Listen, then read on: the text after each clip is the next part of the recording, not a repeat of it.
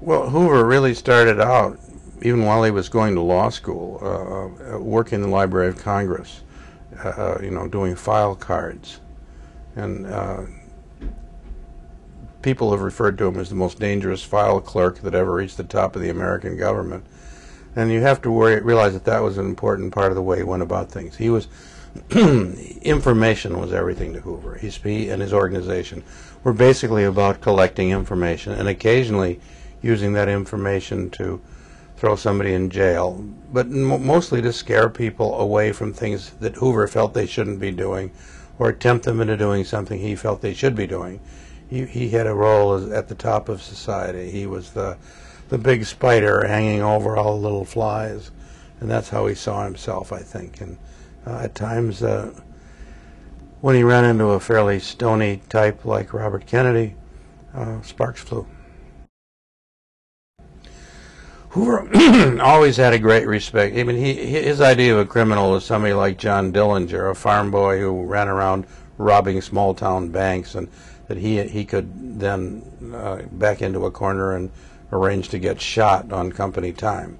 That was his idea of successful prosecution of crime for much of his career. The big league criminals, the Meyer-Lanskys and people like that, Costello, for example, the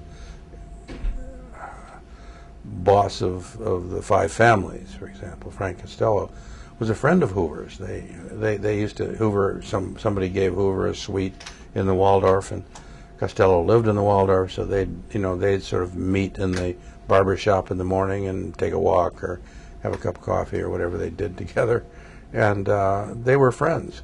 At one point, when it became necessary for Lepke, the great head of Murder Incorporated, to be turned over to the FBI, the mob arranged that. They found that it was a sacrifice, in effect, they threw. So Hoover met Lepke. Walter Winchell was involved in a parked car, and after everybody was convinced, and Hoover was, I think, something of a physical coward. So he was very careful about getting anywhere near any of these criminals that he liked to be seen apprehending. He was attacked at one point for always being halfway across the country when the big boys went down, when the bank robbers got caught and so forth, or shot.